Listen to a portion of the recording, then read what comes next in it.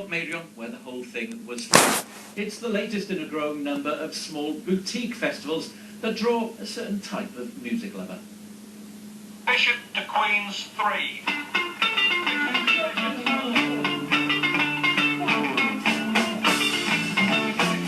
If you want to spend the weekend being a name, not a number, this is probably the festival for you. Number 6 was the hero who wanted to escape what some regard as the real star of The Prisoner, this Italianate village nestled on the coast of North Wales.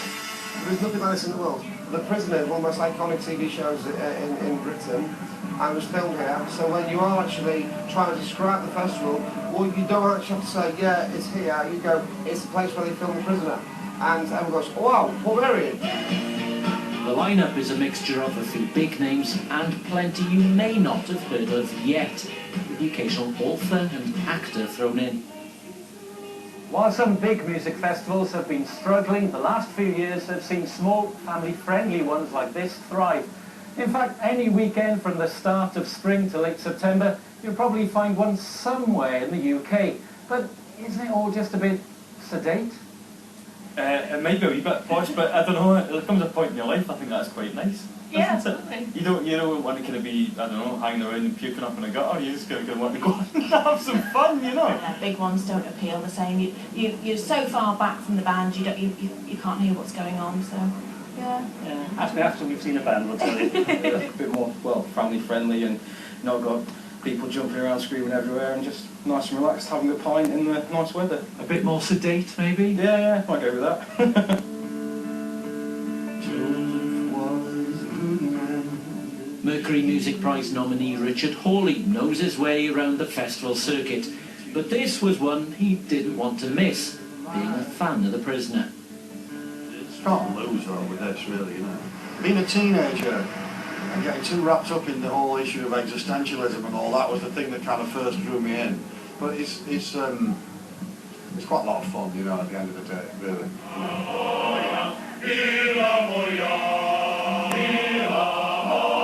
As night fell, the slightly surreal spirit of The Prisoner was never too far away, but no one seems in too much of a hurry to escape.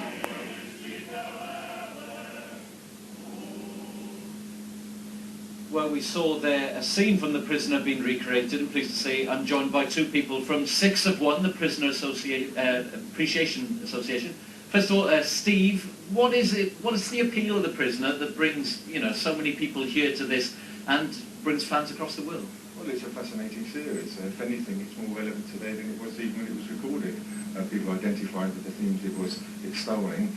We are under surveillance, I think most people would understand, and this strikes a chord with people and they come to us to find out more about it. And set here in Portmeirion, somewhere, well, which was pretty much unknown at the time, but became very, very popular. That's right. I mean, it's the second star of the series. It's a beautiful place, and it was unknown until the very last episode where it was revealed, and visitors' numbers have gone up increasingly ever since. Now, Tim, I know, listening to a talk by you two yesterday, you're purists, I guess, would be one description. What do you make of having a music festival come here? Oh, the music side of it is perfect because the music plays an important part in the series. I have to confess the reason I got into the series was originally through a lot of the music I liked in the 80s, late 80s, had Prisoner references in it. It sort of just seeped into a lot of the culture. I think the first thing I saw rather than the series was an episode of The Tube with Jules Holland running around Portmeirion and a load of people acting out scenes from The Prisoner, so I thought, what's that? I sort of get into that. So the music came first for me. And some bands still fans. Richard Hawley there, when I speak to him, a genuine fan. Yes, Richard's a big fan. There's a lot of bands that have performed videos here, like Supergrass did their video here. There's still bands who do videos here, like DC Fontana, and it just really sort of resonates, I think, with a lot of the music that the bands produce. Tim and Steve, enjoy the rest of the weekend. People coming here can enjoy some more bands. Primal Scream to come this evening, and New Order headlining tomorrow.